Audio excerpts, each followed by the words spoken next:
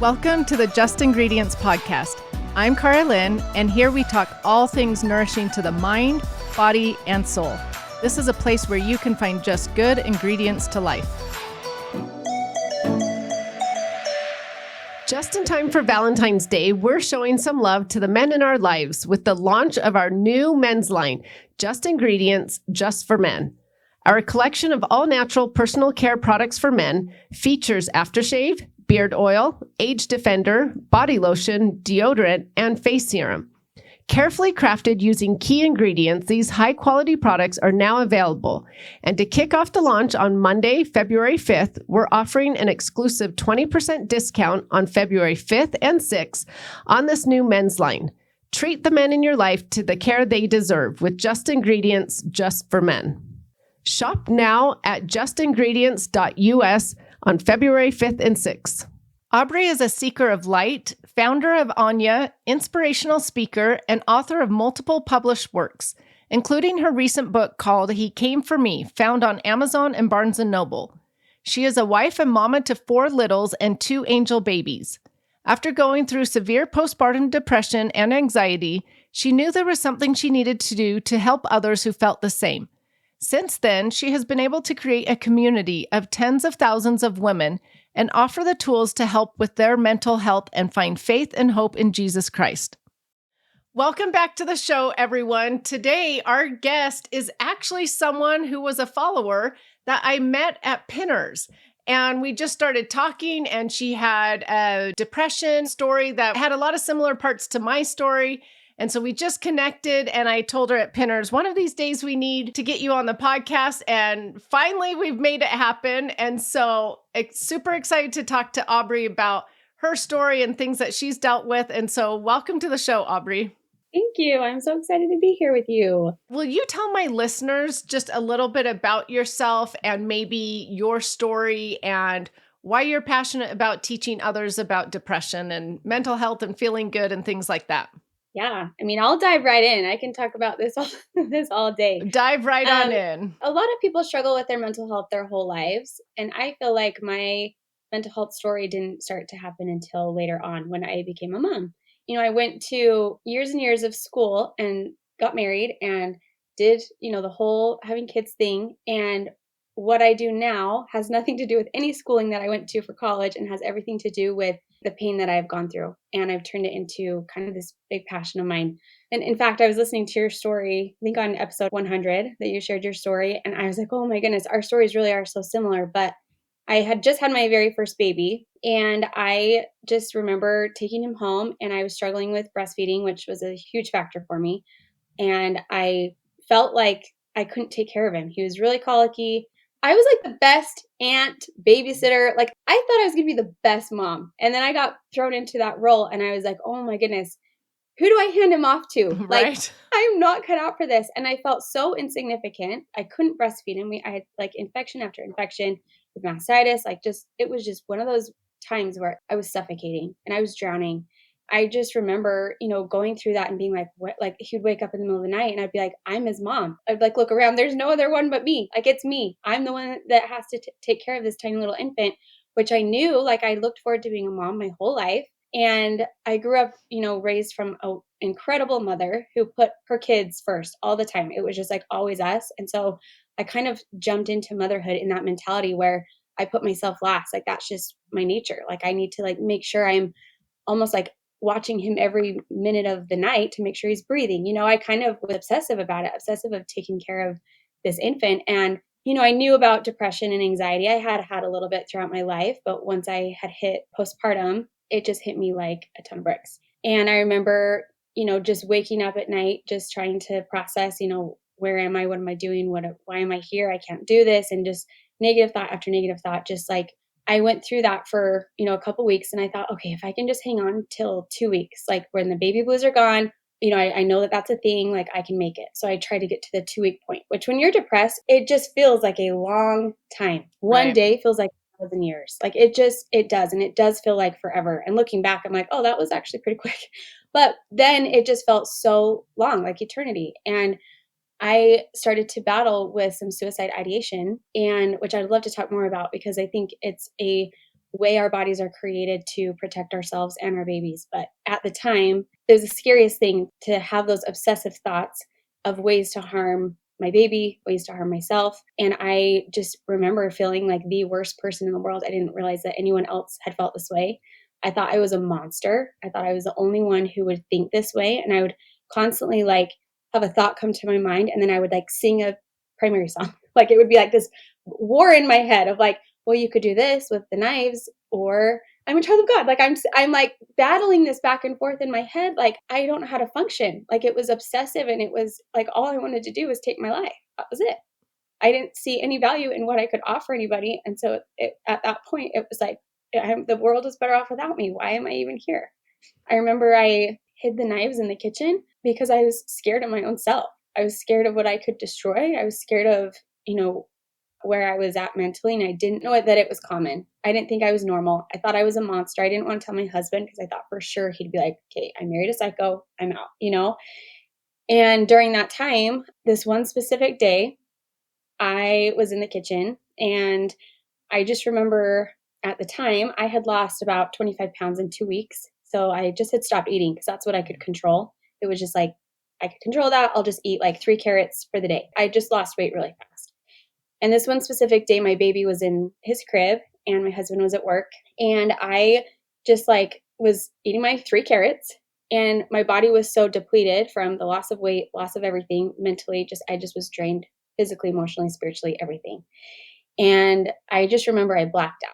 My plate fell to the ground. I woke up on the ground. I came to, and I remember thinking, this is how I go. Like, I think I could actually die from depression. I think this is how I go.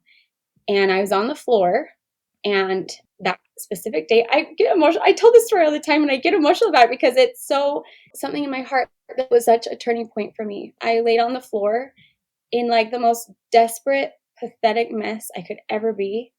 And I remember opening my eyes, like coming to, and the first face I see is a picture of Jesus Christ in my hallway. And it was one of those ones where his eyes are like just piercing, like just like so good, so full of love, so full of light. And I looked at it, and I remember asking the picture, asking Christ, just being like, is this how I go?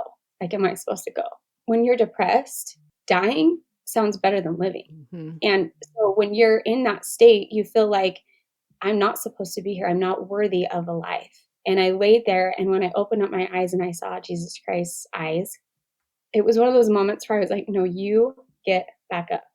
You have a mission to fulfill, and I'm going to help you do it. And you're going to stand back up. You're going to get some help. So I did. I stood back up. I probably like crawled back up to my feet, and I kept going. And I ended up going to a Christmas party at my husband's family, and a cousin who was so loving. I love her still to this day. It's not like we talk every day, but she's one of those people that you just like love.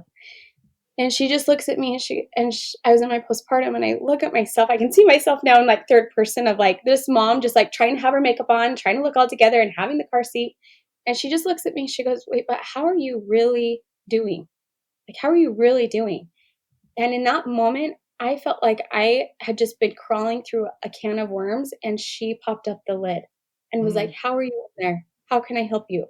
And I could finally see this like light bulb come on, where I'm like, okay, I'm grasping for the air that she just opened up to me. And I just said, you know what? I am not okay. Like, I have had weird thoughts. I'm just not doing well. I have no idea what's going on. I just feel weird. I feel off. I am barely reaching 100 pounds. It was just like one of those times it was just, I felt so relieved that someone would ask me how I'm doing. And in that time, she just suggested one step, and it was to tell my husband. That was it. Just tell someone I trusted. Just talk to someone I loved. And so I did that drive home. I talked to him, and I ended up calling my doctor. I had the nurse instantly when I called her, she could tell that I was suicidal, and she just like prescribed medication right there, which I don't know if they do that still, but it just was one of those moments where I needed a flotation device. And for me, medication is such a flotation device, but there's so many tools that I wish we learned more of, which I love your podcast for, because that is what you're teaching and preaching and living, because there's so many tools out there that you can use too, not just medication. Like, you can use all these to work for you. And through that, and through talking to my husband, I realized I wasn't a monster, and all of this is not normal, but it's common, and that there's help out there. And through that whole experience, I've had I've had 4 babies and 2 angel babies since, and I've been able to take it and help hundreds and thousands of people, like, just by sharing my story and being like, yeah, me too. Like, we need each other. We need to have each other. And that's when I started my business. That's when I started to write my book. I mean, it's all encompassing of just helping each other to recognize that, it's okay to take care of your mental health. And in fact, the world needs you to.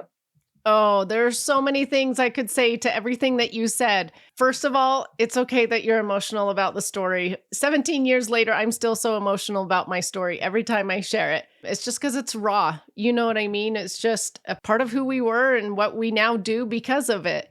And I love that you have taken a hard thing in your life and are trying to help others once you gained education on it, you have that empathy for others. And so I love that you're helping others. What else I wanted to say is, so mine wasn't postpartum, yours was postpartum, but I want to say to any mom that's listening out there, any future mom that is listening, we need to talk more about postpartum because if you think about what the body goes through giving birth, when you're done, you have just dropped your progesterone so low. Some people, it's like almost non existent, but yet that's your calming hormone, you know?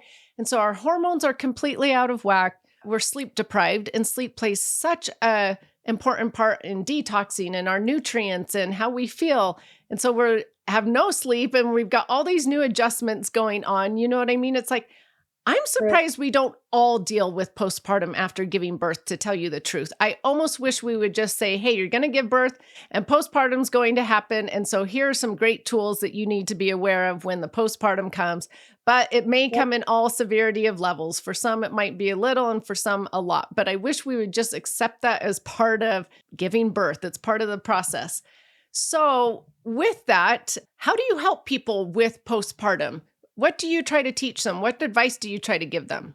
Yeah. No, I love that you brought this up because I've seen women have it in prepartum too. When you are pregnant, you can go through this. And postpartum is technically 6 years past giving birth. So it can show up a year after you've had a baby. It can show up years after having a baby. It can show up kind of anywhere in between. And I think that's where it's like, okay, which part of your postpartum are you in? Are you in the newborn phase? Your top priority is working on your sleep. I would say focus on the things you can do. Like, you can fuel your body with good foods. You can, work on getting your sleep. Yes, you're waking up to a newborn, but if you can focus in, okay, on the things that you're needing to fill your body with, it's kind of that cliche saying that's like, fill your cup before you can fill everyone else's. You truly have to do that and fuel your body with what you can to help you to survive those times. And it shifts. It's all going through different seasons, and we will continue to. But I think looking at where your season is at, if you just had a baby, focus on the basics, focus on the sleep. If you're kind of in the toddler phase and you have more time for yourself, find a stillness practice, which I'm a big advocate for. There's so many different tools out there like breath work, meditation, supplement. I mean, there's just so many wonderful things we can do to fuel ourselves to help us. In addition to, I'm still an advocate for medication if you are drowning. Again, if you need that flotation device, you're suicidal, obviously get that professional help that you're needing, but then allow other tools into your life that help you thrive. So these tools help you swim. You get your flotation device, then implement all these tools to swim and to help you just to feel better. And so I would say, look at the season you're in and grab the things that you can do in that specific season that will help you. I love what you say about the medicine being a flotation device because I think, because I talk a lot about healing your body. And so people get this perspective that I'm like anti medicine, and that is not true. One guest on this podcast described it like this: if you broke your leg, you would put a cast on, but you wouldn't leave that cast on for life. You would let it heal and do the things you needed to do to heal the bone. And then you would do slowly, once it came off, some physical therapy and some things to even help it get stronger and stronger. And that's the same with medication, right? If you Yeah. need it for postpartum, if you need it for depression, for sure, take it to be a life-saving thing. I mean, you and I both took it to be a life-saving thing, but it doesn't mean you have to have it your entire life. Once you're on there, then No. find the help you can find to heal properly for how your body needs to heal. So I love that you Yeah. say that. Yeah, and I think when I asked for help from the doctor, I thought it was gonna be like this life sentence medication I had to stay on forever, but you can get on and I mean, there's so many things out there now that you can just try all the things and then whatever clicks, like, you don't have to do that forever. It's not a life sentence. You can try other things too. Right. Okay, so for those that are listening and maybe they haven't had a baby yet, And so they're wondering like, okay, what are the signs and symptoms that I should be looking for if I have postpartum? Because sometimes people just think like, oh, I think this is how you're supposed to be after having a kid. So are there signs or symptoms that people could look for that would tell them they are dealing with postpartum or mental health issues? Yes, I think there's so many you can look at. One that's common that we don't talk about enough is rage. There's a difference between anger and rage. And if you're feeling this rage inside of your body, that's like a red flag that you're going through something mentally. Like you have this rage that's building up. It's because your nervous system is not regulated and you are ready to just boil over, right? Depression is so tricky because it's different for everybody. It's not just like down or that you're having a bad day. It's like you feel like you have a bad life. It really does feel like gray. It feels like you can't get out of bed. It's really hard to put, even to shower. If your basic needs are hard to fulfill, just like ask yourself that. Like, am I having a hard time just taking a shower or brushing my teeth? Like, am I having a hard time just having a conversation? Like, think about the things that you normally would do or that normally bring you joy. If they're not bringing you joy, that's a big red flag that you're probably going through some of it. I love that it's your basic needs because I didn't want to get ready. I didn't want to even like go fix meals for people or even fix crackers and cheese for people. Like that was too much. But something you said was important. You said that your life feels miserable. You will have bad days. Everybody will have bad days, but having a bad day doesn't mean you're depressed. Depression is having multiple bad days, day after day after day. And that's when we need help. I think Mhm. some people get so concerned, like, oh my gosh, I've had a bad day. I have depression. I've got to go do all these things. That's not the case. So I like that you gave those signs and symptoms. Like if you, for multiple days, don't want to fix a meal, if you don't want to get showered and brush your teeth, or you have that rage, yes, then Mhm. go see someone for sure. I would also add to like one of my babies, I had postpartum anxiety. And that's really scary too. If you're having anxiety, your mind is going through something that feels like it's reality. So whether it's reality or not, your body is going through it as if it is. And so for me, like I had one of my babies who, long story short, I had an outlet monitor on her. It went off. It scared me. She was like super in a deep sleep. So I couldn't wake her up. Finally woke her up. And it triggered me into this like crazy anxiety to where all of a sudden I just felt anxious about everything. And I would think like someone was going to come into our house. It was just this constant like fear in my mind. And I felt like my house was haunted. And like that sounds so crazy, but like in my mind, I felt crazy. Like I felt that because anxiety will come in your brain. And when it comes, it feels like it's reality and your body thinks it's reality. So you're always in fight or flight. And I just think depression and anxiety get put together, but they feel very different. You treat them very much the same, which is probably why they're in the same category, but they feel very different. And to recognize both if you're feeling down or if you're feeling like overly anxious, like you're scared about every little thing, like pay attention to that too, because that's a trigger of, okay, let's see what we can do to help with that, which is a huge one is stillness. That will help so much to implement. I wish so bad. I went to the doctor with my anxiety and he's like, I'm like, is there anything else I can do beside medication? Because I didn't know. And he was like, have you tried stillness?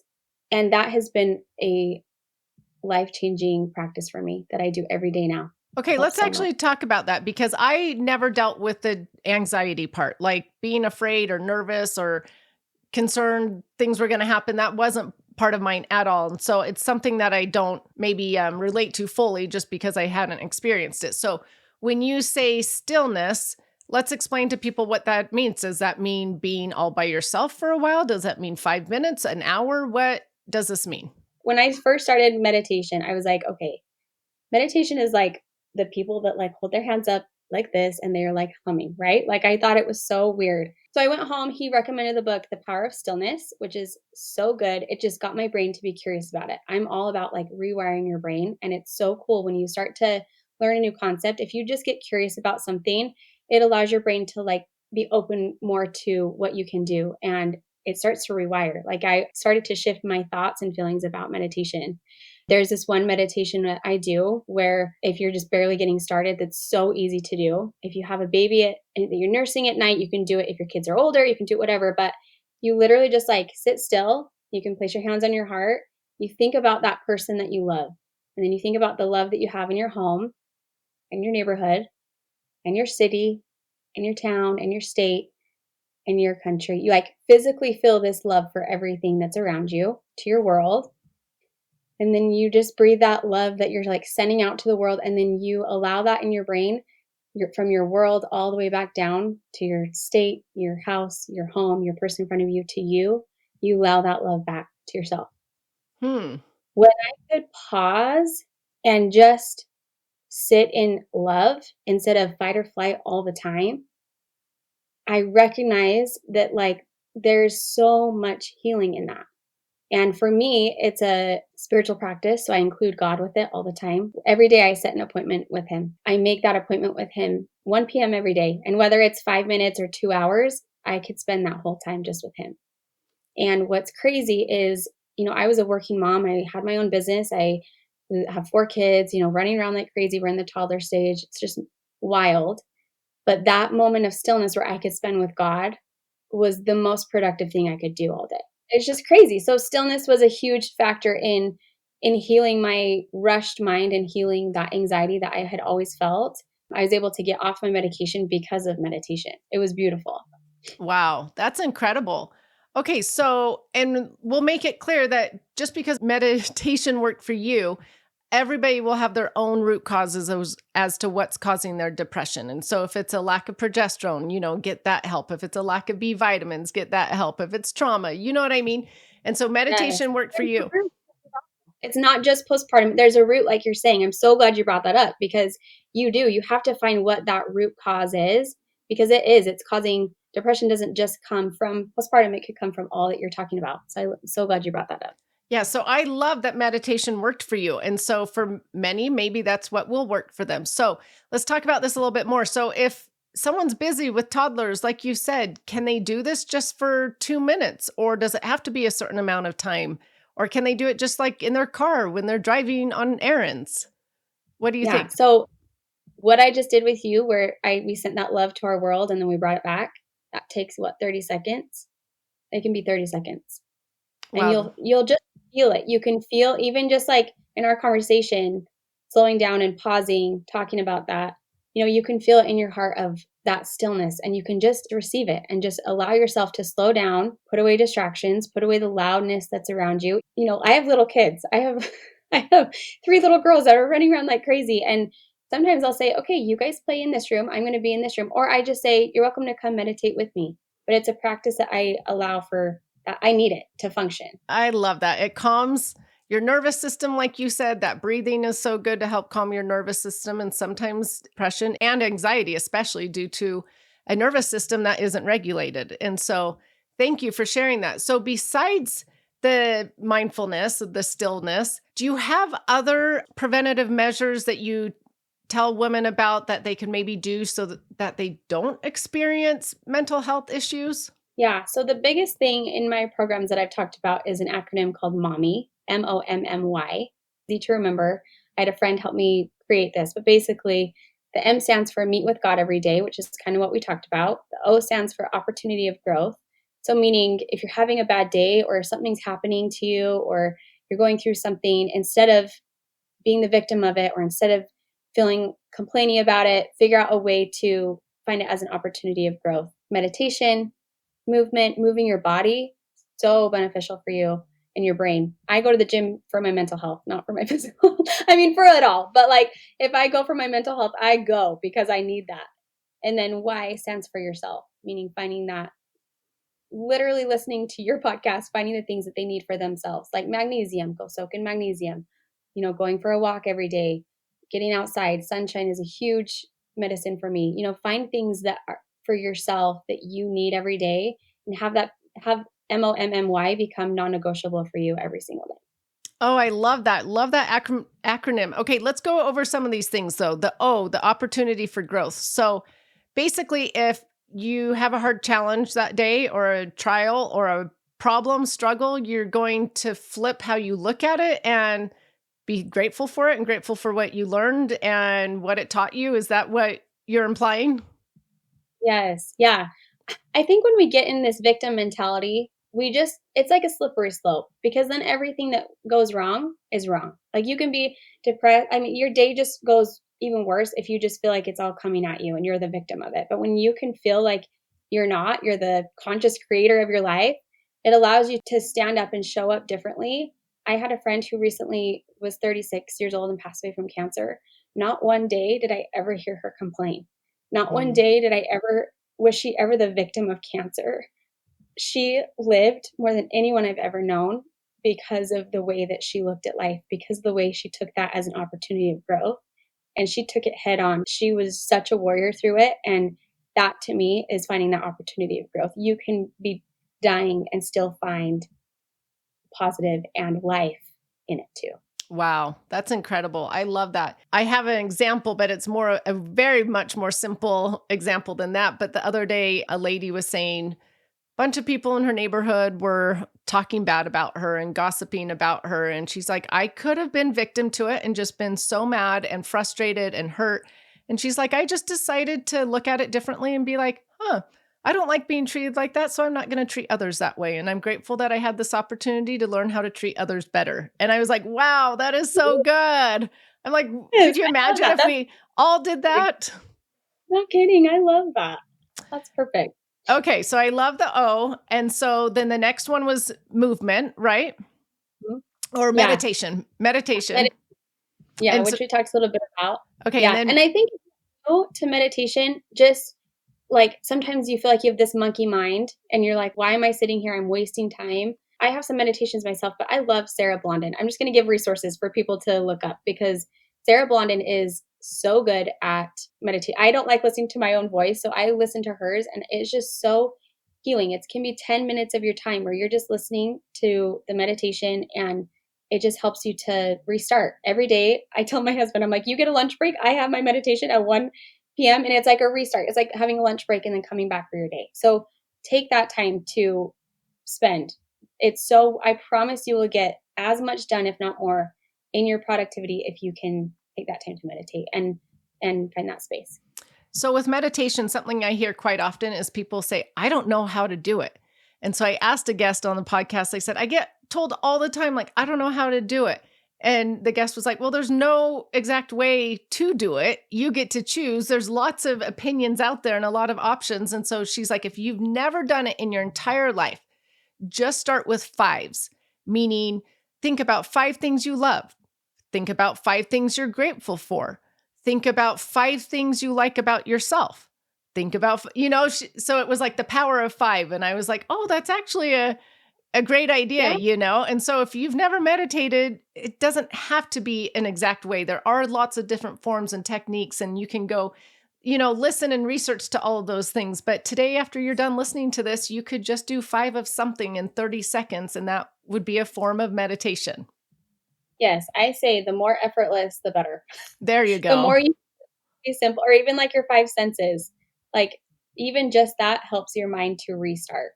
And I, you can just think, okay, what do I hear right now? What do I smell? What do I see? What do I taste? And then go back to what's stressing you out. Like take a minute to just breathe. And I think when we can, emotionally regulate our own selves, it helps trickle down to our kids and people around us. We all need it. I love that about the 5 senses. Again, that goes with the fives. So I love that. Okay, so let's go to the next M, movement. There's just so much science backing this up. That movement is so good for the neurotransmitters and for detoxing and your gut microbiome, all these things affecting depression and anxiety. And so I love that it works for you and that you love it. And it works for me and is a must for me to stay mentally healthy. And so any suggestions you want to give to the people that just hate going or can't find the time to go or don't want to move their body? What do you suggest? Yeah. I think movement is intimidating for people because they feel like they have to sign up for the gym or sign up for the next thing. Um, you can literally turn on some dance music and have a dance party in your kitchen and it'll change where your brain's at. You can literally sit here, even me and you sitting here, I can ask you to put your shoulders back, take a deep breath in, or put a smile on, and you're going to shift, your energy is going to shift, right? So, movement doesn't have to be this big, complex thing. I would say find something that feels like you can wrap your head around, like something that you can do that doesn't feel like it's this huge, lofty goal. Like maybe that is just going out for a walk every single day. Walking is so good for your body. Maybe it's just like creating something that you can crave. Like sometimes in the morning, I don't want to have loud music and be lifting weights. Sometimes I want like a slow yoga practice in my living room. Like find something where you're like, okay, I can move my body, even if it's stretching. I would say if you are depressed and you're stuck in your bed, or you're sick and you have physical things, move your arms up and down. Like, do what you can do. Start there, because you don't need to lose all this weight tomorrow. You don't need to, jump on the next thing. I go to burn boot camp. I love it. It's the best thing I do for myself, but find what you want to do for you. If it's stretching today, just stretch. Find something that you can wrap your brain around that feels easy enough to do. Start there, because once you get it going, then you want to keep going. And it's just that first like nudge to push it. I love that. Love that advice. Find something you love so that you'll continue doing it. Okay, Yeah. so the why in mommy is you. So are we talking like self-care practices? Yes. I'm not talking like going to get your nails done or going to your I'm talking about the things that actually fuel you. So maybe that's taking your vitamins that day. Maybe for me, I love soaking in magnesium. It's something that like helps my mental health. I sleep better. It just feels amazing. I love taking a bath. So like things like that where it not only is maybe relaxing, but it fuels you. It's adding to your body to just help you to feel better from the inside out. It's not eating chocolate or, like I think sometimes self-care gets blown into so many different directions. In this yourself, we're talking about the things that you talk about all the time and just fueling your body, doing those things to help you to feel good.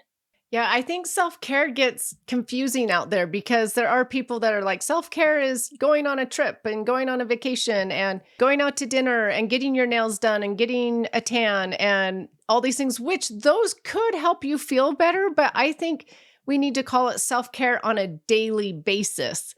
And the self-care on Yeah. a daily basis is eating a better lunch or eating a better breakfast or having more protein or, like you said, taking the bath with magnesium or taking your supplements, right? It's those daily self-care things that we need to pay attention to. Yeah, and doing the things that last, like that just help you to keep lasting. Exactly. Let's talk about another thing. You have formed or created Anya, right? Why don't you tell our Yeah. listeners a little bit about that, what it is, why you started it, things like that? Yeah. So after my mental health issues with all of my babies, I was like, there's got to be something out there. And so I remember initially, I was like, okay, I'm going to create a product where, like a diaper bag. If they buy my diaper bag, I spent all this time designing this diaper bag. If they buy the diaper bag, then I will like give a profit to the hospitals to send with new moms. That was the initial goal with Anya. I was really excited about it. Then at the time, I had just taken all this time to design these bags, and I had this gut punch to not order from my manufacturer. I had the final design, I had the sample, I had everything, and it was kind of like Heavenly Father being like, "Nope, you're not ordering it right now." I was like, "Why? I spent like a year doing this." And then March 2020 was like the next week. Oh, shoot. And I was so glad I was not selling diaper bags when everyone was like scouring for toilet paper. And I just remember thinking, okay, I had this product with a purpose behind it. Let's figure out a purpose, and maybe products can be behind it if needed, but let's figure out the purpose instead. So that's what I did. I started a membership. I started just coaching. I started a program that's called the Detox that I still do to help people detox their emotions and their mental health and kind of get this big restart to their whole nervous system and life. And I woke up one day and I had asked my husband, he lived in Hungary for a couple years, and I said, "What does mama mean in Hungarian?" He said, "It's Anya." I was like, Mm, "That is the name, that's the name." So that's where I got it. And then I woke up one day and I thought, Anya stands for a new you again. I think mm. we want to feel like a new us again. We become redefined when we go through this refining process. And I think Anya is becoming that new version of us. And even though it might look hard in the beginning, or for me, it was terrifying in the beginning and really hard, it's become this new version of myself where I've been able to stand back up to help other women through this, to write my book, to do, like it's become this new version of myself. So whatever it is, whatever that looks like, that could be just as simple as loving your motherhood every day. It's just something I wanted to create. So it's just a community of women who there's classes in there right now. It's on a Facebook group. We're on Instagram. It's just a way to help support women who are in it. Oh, I love that so much. Okay, so it's an online mothers group for those that are dealing with depression and anxiety. Is that correct? Yeah. Yeah, and I'll be honest, for a couple years it was a membership, and this last summer I felt very pulled to make it free. And so it's a free thing people can join right now. And it's on our Facebook. You'll see some of the classes up at the top, and you'll see different things that we have going on in there. But I just want to be able to help as many women as we can. What a great resource, because some people that are dealing with postpartum or even depression, anxiety, whatever, sometimes they need connection. And so this is a great way for them to connect, to hear that others are dealing with the same things they are, that they're not crazy, they're not that monster like you talked about, and that others can relate to them. So what a great resource for these women. Do you find in that group that there's one, something that most people deal with, and two, something that helps them the most, or not necessarily? It's all over the place. I mean, it's kind of what you're talking about, where the root of it is so different for everybody. But I love that you brought up connection, because I think that's one of the tools too with depression. And honestly, connection is like the opposite of depression, because you feel connected to your baby, or you feel connected to your life. And so when we get together on Marco Polo, it's this video app where you can see people's real raw emotions, and you can see where they are needing it. And I think the biggest thing that's helping people is finding each other, doing the mommy acronym, finding ways to fill their cup. I think oftentimes we become depleted and we don't know how to even start. And so I think it's just finding those things that help us individually, and jumping into those, and trusting that they'll work, trusting that they'll help you, and continuing to look. I'm still looking for different ways that help. I'm still taking different things that I feel really good. Like, I take your protein every day. Like, even at night, it just helps me the next day. Like, there's things that I've started to do even different than I have done years ago. And I think just having those each other and those resources to talk about it is so healing and helpful too. Well, thank you for the protein shout out. But yes, I think it's listening to your body and figuring out how you hear your body. And for you, it's needing the extra protein or whatever. And for others, it might be being able to relate with somebody. And so it is listening to your body. And what's key, what you said, is it changes over time. So what you find now may in a couple years be that you need something else to still feel mentally good. And so it's this continuous, health journey of trying to feel good. Okay, so as we're wrapping up here, I'm going to ask you two different groups of women, but let's talk to those that have not had a baby or delivered a baby and might be nervous about postpartum, things like that. What advice would you give to them? I would say to just be aware of it. I think awareness is huge. I wish back then I could just be like, okay, this is common, and this is how I get help. This is who I reach out to. Talk to your doctor. Like, if you become pregnant, talk to your doctor and say, I'm worried about this. And more than, I'm sure 100% of the time, they will be in contact with you after, making sure their nurses are calling you. We have, honestly, back to even 10 years ago, the healthcare system was so different. And I've noticed that it's starting to shift, and I love that. But the biggest thing is to have that open communication with your spouse, with your family. I always say, check in on your friends, because I just posted a reel recently where depression can look really happy. Like, we can look like someone can look really happy and they can be depressed. And so to check in on your friends, but it's two parts, right? Like, we can check in on those people, but also as a person going through it, we can also ask for help.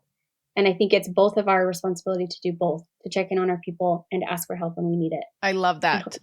I love that. And I loved your reel. I saw that reel, and it made me remember, like, oh, you know what? Depressed people actually are very strong.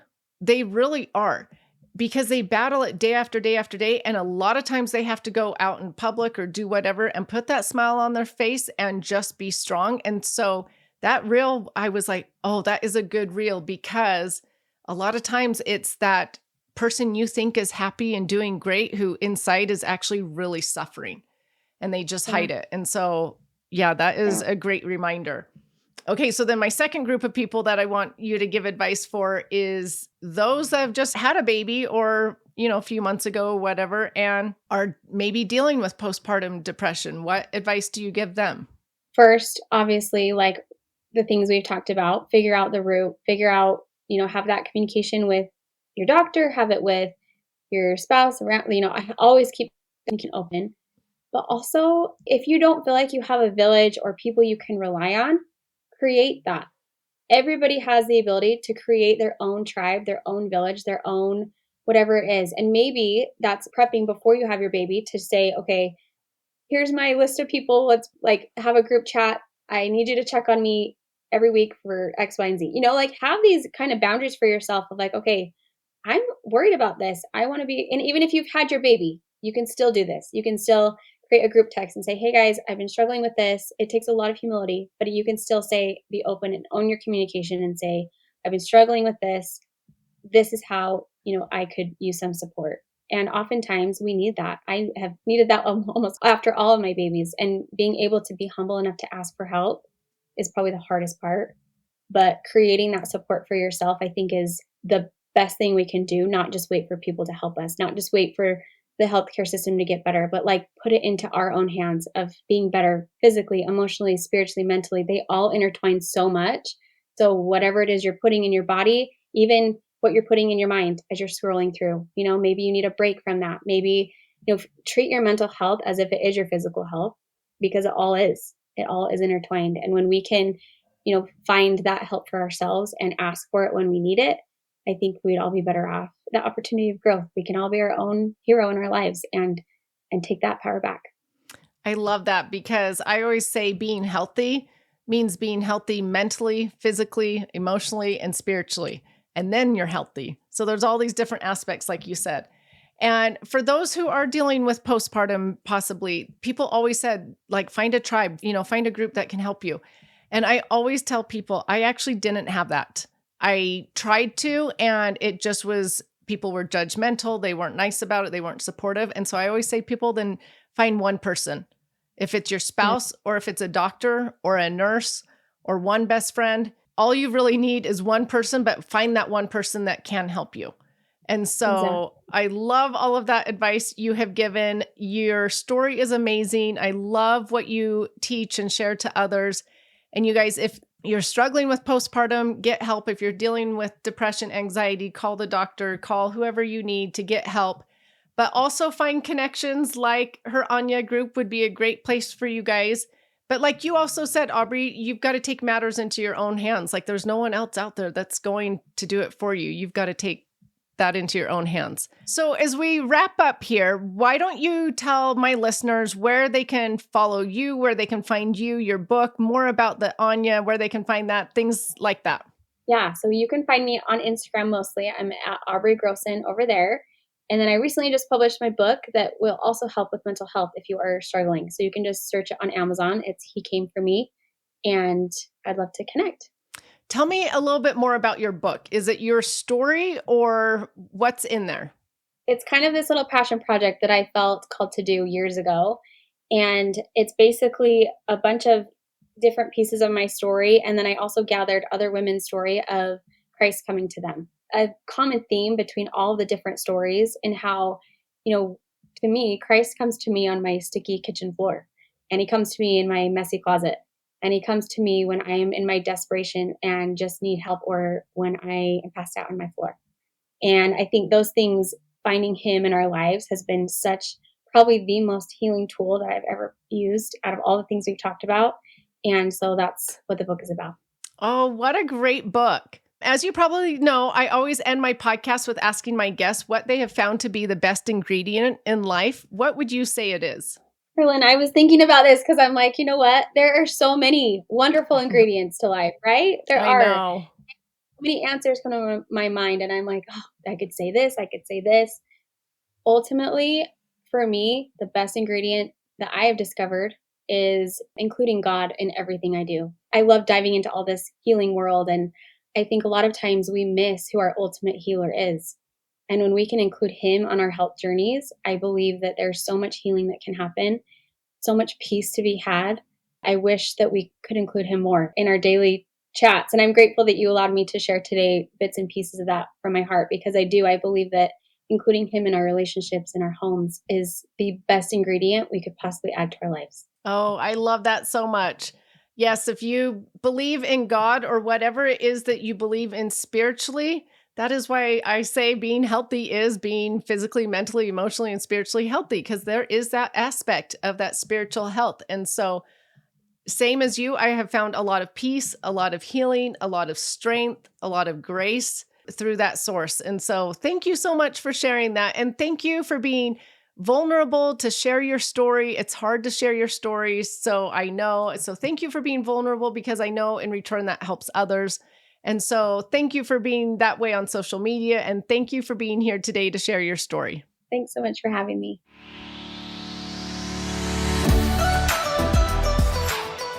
Thank you so much for listening. Remember to subscribe to the Just Ingredients podcast to learn more about your health and good ingredients to life. Plus, get daily tips at just.ingredients on Instagram.